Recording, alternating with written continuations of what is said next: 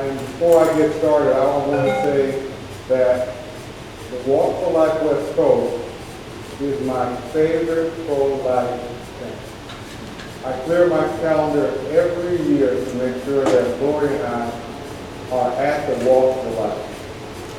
This is such an important event that I just want to re-emphasize everything that's already been said. I owe quite a bit to Eva Montaigne, who's here, a good friend of mine, and Dolores Meehan, both founders for the Walk for Life. They even help us in other projects that I'm entirely grateful for. So if you don't attend but one pro-life event in 2013, Walk for Life is the one. I also need to mention this before I get started. On October 20th, we're having our third Religious Freedom Rally in San Francisco. That's right. What's unique about our rally is that it's going to actually be held on the federal government's property. Oh yes, that's quite a feat. As a matter of fact, all three of them have been held on the federal government's property. So that means that we have to engage Homeland Security and the San Francisco Police Department. That has been quite a journey. Our first one, we had to fight Nancy Pelosi.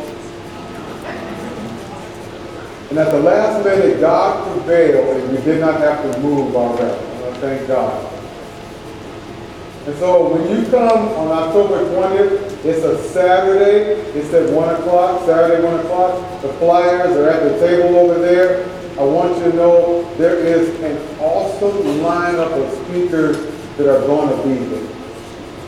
From the East Coast to the West Coast, it's unparalleled. Unparalleled.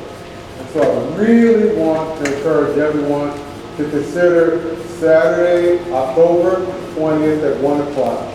The flyers are there again. You don't want to miss this very special rally right before the election. All right, I am a big fan of Survivor. I love our young people. I love what they do, and they are the future. Well, in fact, they're the present pro-life movement, and the more we can do for our young people, the better. I'm constantly invited to come talk with them, and it is indeed my pleasure to do so.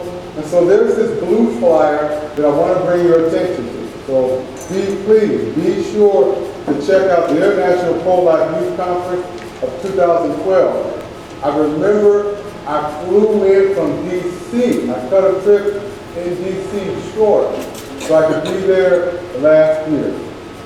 It's an awesome event. You really want to get your youth involved. The flyers right there at our table, and I would be happy if everybody just put one up. All right. You've seen the video. You know the desperate state of abortion in Black America. One of the questions I get is, Walter, why are you pro-life? Walter, I can't understand. I see the numbers. The data speaks for itself. For instance, the Drug Monitoring Institute says the abortion rate for Black Americans, Black America represents 30% of all abortions in the United States. But Walter, why are you pro-life? I understand that you're only about 12 or 13% of the population. I understand that you cut that number in half of your women, 6% responsible for 30%. Walter, I understand that. Walter, why are you pro-life? I understand that childbearing age from 15 to 44, so now it's about 3%, responsible for 30% of all abortions in the country. I understand that. I also understand the CDC data. Do you know that the CDC says it's not 30%, the CDC says it's 40%. of all abortions in the United States of America comes from my neighborhood. 40%. Now let me tell you, it gets worse than that. There are 39 reporting areas according to the CDC, and 17 of the 39 reporting areas legally do not have to report demographics. So that 40% doesn't represent all the data that will be coming in from the 17 other reporting areas that don't have to report legally. And do you know, of the 17, the number one state in the union, the state that performs more abortions than any other state in the country, is California. And California legally does not have to report because we vote those in office that do not reflect our values. This election, I'm asking everybody to vote first. Vote up. Vote.2012.com. Go to that website. But the whole point is that I want you to vote God. Vote first. Vote up. Let your vote reflect your values. Walter, I understand. But why are you pro-life? Walter, what about all the other black leaders in the country? Why are so many pro-choice or pro-abortion or pro-Planned Parenthood? Why are you pro-life? And then the next question I get is, what does it cost? Well, if you like, I'll take a few minutes and I'll answer that question. Is that all right?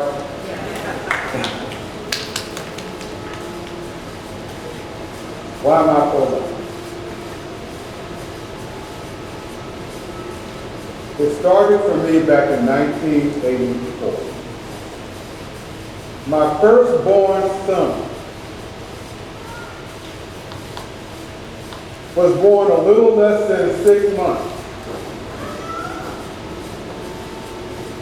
He weighed in at 2 pounds, 1 ounce. Mind if I take your picture? My son, weighing at 2 pounds, 1 ounce, went down to 1 pound, 9 ounces, and I could literally hold my son in the palm of my hand like a pin. The hospital was struggling trying to find needles small enough so that they could give my son the blood he needed to live. I'm in the preemie ward in San Diego, California, at Kaiser Hospital on Zion. And my son is dying. In the preemie ward, there are parents and cribs, and the parents are around the cribs. But every day you walk in that preemie ward, there's one less set of parents. One less parent. I was holding on. I was just holding on. Every day I was holding on. And finally, the doctor made his way over to me and said, Mr. Hoye, I need to see you in my office. Well, I knew what that meant. Every parent knew what that consultation was going to be about. The doctor pulled me in. I said, yes, sir. He said, Mr. Hoye, you got 2 problems. And I'm here to help you work through those problems. In other words, Mr. Hoye, I'm here to help you understand that your son is going to go. I said, Doctor, I'm a Christian. Because I know Mr. Hoye, I've heard all about you. I know who you are. I know your faith, and I know it's genuine. But I'm your doctor. I'm not a member of your congregation. I'm here to tell you that your son is going to die. I said, doctor, if you really know me, then you know I'm not going to accept that from you. I said, if the great physician tells me that, then I'll accept it. If God's going to take my son home with him, I'll accept it. But I won't accept it from you. I want to encourage you today to stop accepting what man says is inevitable. Man says whatever he would like to say, and he wants you to believe that his agenda is inevitable. He wants you to believe that you can't win. He wants you to believe that he's got everything stacked in his favor. He wants you to believe that you're too few, you're too weak, and your faith isn't real. Don't accept it. God is real. As a matter of fact, he's the only reality there is. So we got down to this. I said, you got to tell me, what are my two problems? He says, you can't solve it. I said, tell me, what are those two problems? So I like Mr. Hoye, but again, I'm your doctor, and I just want you to understand that I'm trying to prepare you for the death of your son, my firstborn. You know he was born at 2 pounds, 1 ounce? I said, yes. You know he's come down now to 1.9? Yes. He's losing weight. Ultimately, my son went down to 1.6. He said, but your son's weight, while it is a problem, that's not one of the two problems I want to talk. I said, doctor, it's just you and I now. Let's put it all on the table.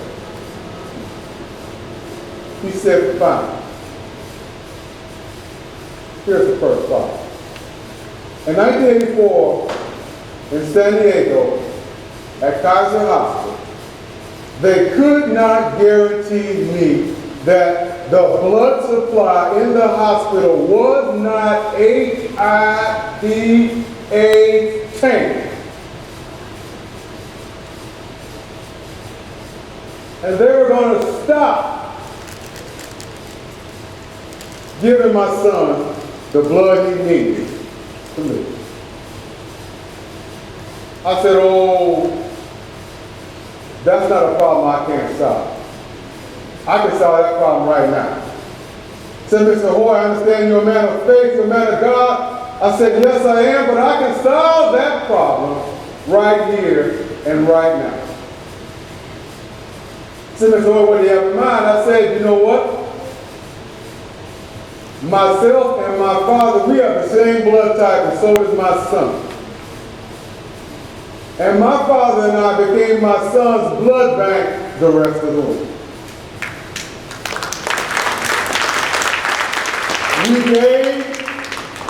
We gave until the veins collapsed in our arms, and it was no longer safe for us to give anymore. He said, Mr. Hoye, all right, I understand that you're a man of God, you're a man of faith. But it didn't take much God to do that. It didn't take much faith to do that. But I'm willing to let you do it. And I'm glad that you want to do it. But the situation hasn't changed. There's one problem I know you can't solve. It's not within you. You don't have it. You can't do it. I said, doctor, tell me what that problem is. I can solve it. He said, no, Mr. Hoye, you've got to get real. You can't solve this problem. It's beyond you. And frankly, it's beyond me. And that was the problem. The doctor said, we have done all we can do for your son.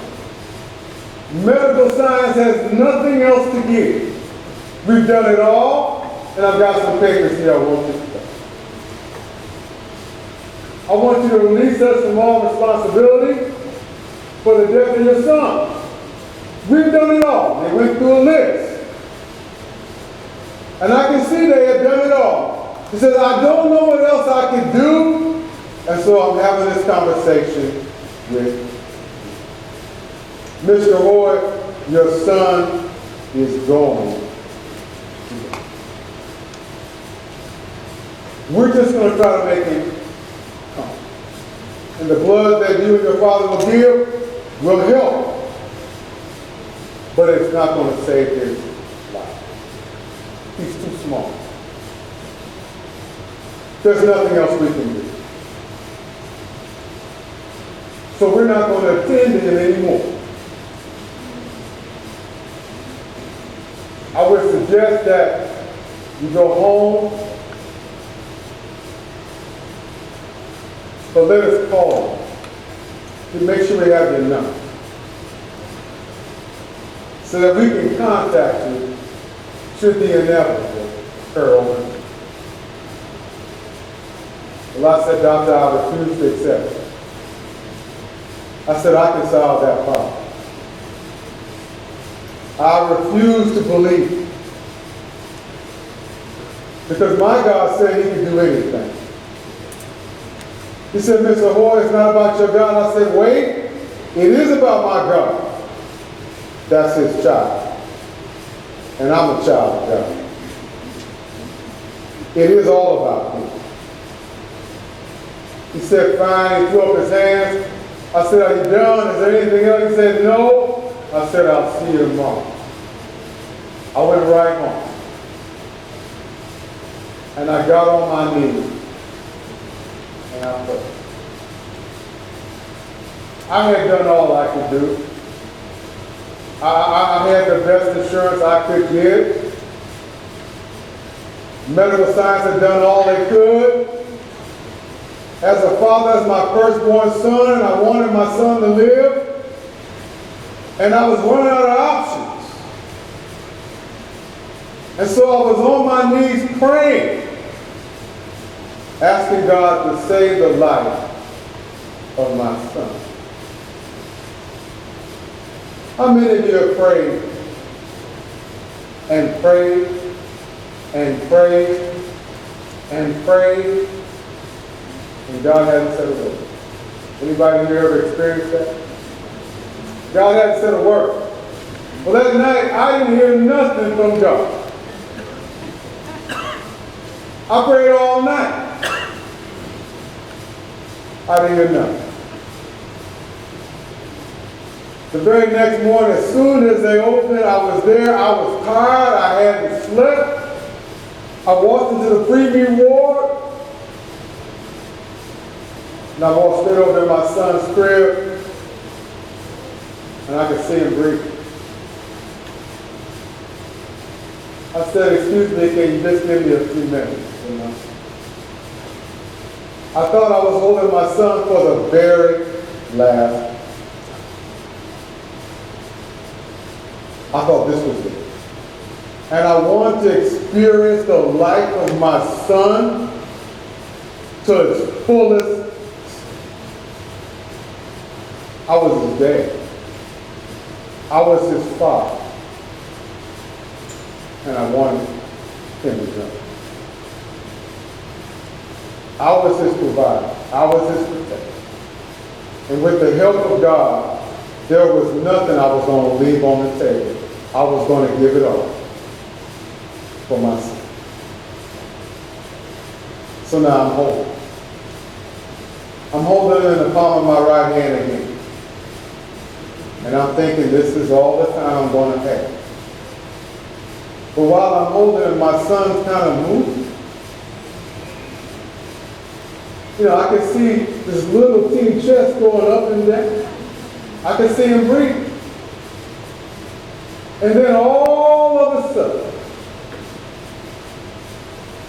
God answered my prayer. I heard God. God said, walk. What you're holding in the palm of your hand is what's supposed to be on the inside of a woman. Said, Walter, what you're holding in the palm of your hand is a live, living, breathing human being that deserves life, deserves to live, and is in the palm of your hand by way of your firstborn. Ladies and gentlemen,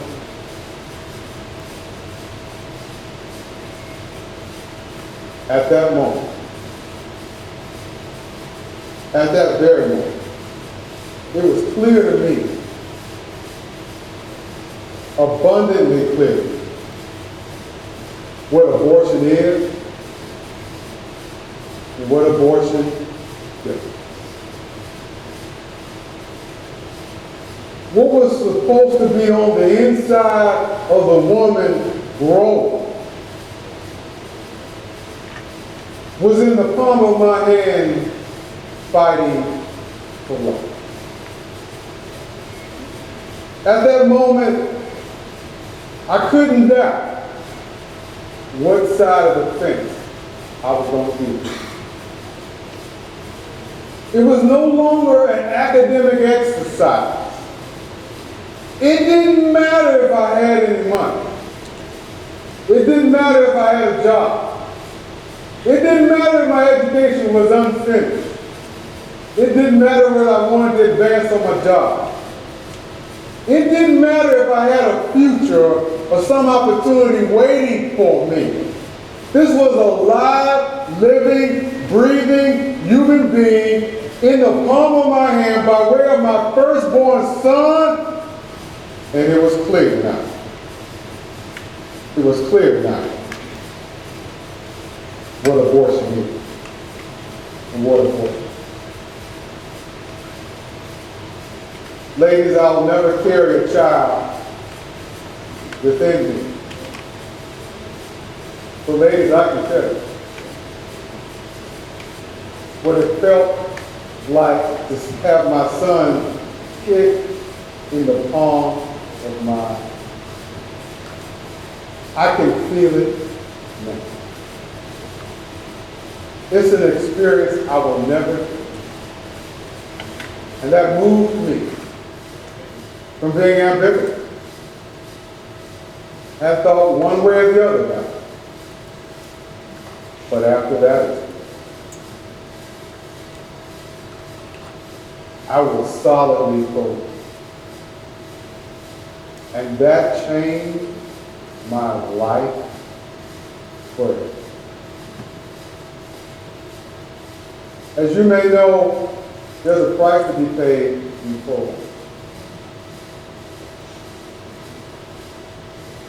In my community, we don't like to talk about it. We don't hardly discuss it. It's not dealt with from the pulpit. It's not dealt with in Bible study. It's not dealt with at the prayer meeting. We whisper about it to ourselves in shame in the parking lot on the way home. There isn't a Rachel's Vineyard in my community. There's no post-abortion counseling because this problem doesn't exist in my community.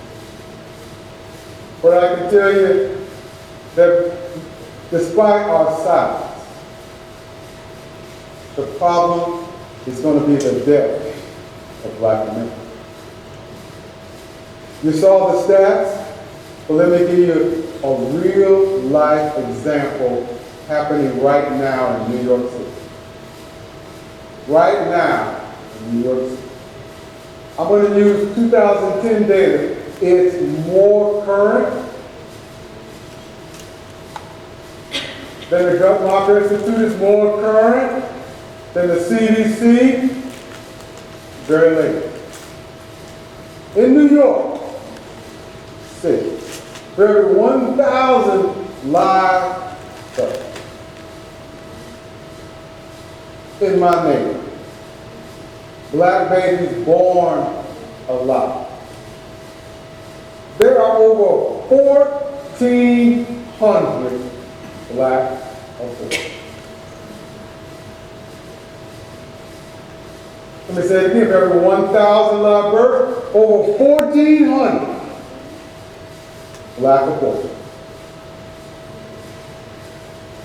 Now you can do the math, can't you? We're not repopulating. We're depopulating. And that trend, that 2010 trend, has been true since the year 2000.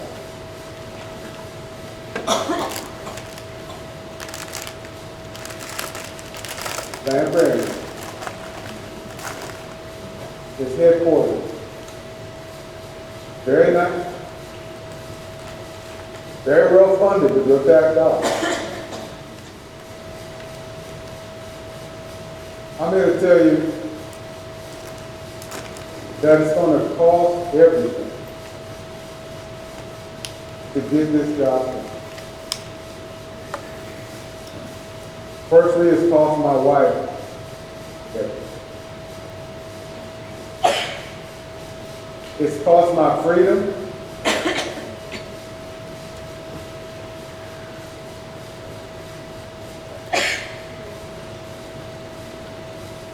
It's cost my job in my church. It's cost my fellowship with the brother.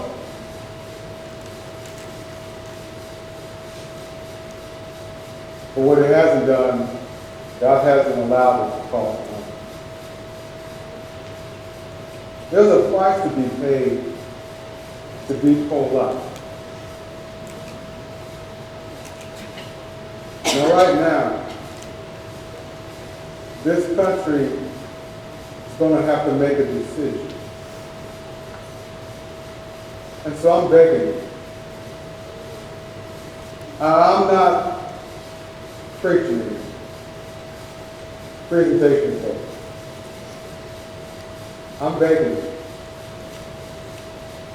November 6th is coming. I'm saying if you have a heart at all. If you got a heart at all, you know what to do, don't you? You know what to do, don't you? One more time, you know what to do, don't you? Yes. Amen. Amen. My people need you. Whether they're willing to admit it or not, the data's clear. I need you. The lady asked, put your hand up again. Yes, you. You asked about what does it take to get the media to cover. I'm going to tell you what it's going to take. It's going to take a victory November 6th. We get the victory November 6th, oh, they'll cover everything after that. So hear me. My time is up.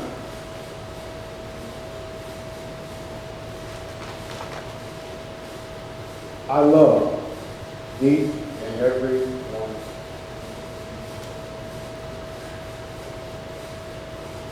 And if you're even remotely considered voting for life, let me change that from a remote consideration to a definite. Because the fact of the matter is that you cannot get out of the womb, nothing matters. You got to get out of the womb to get a job. You got to get out the womb to go to school. You got to get out the womb. Lord have mercy. to get your first baptism.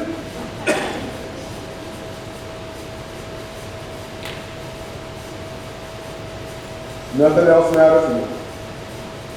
So from here on, in this very moment on, know that you have all my love, and you have everything I have to do. That's it.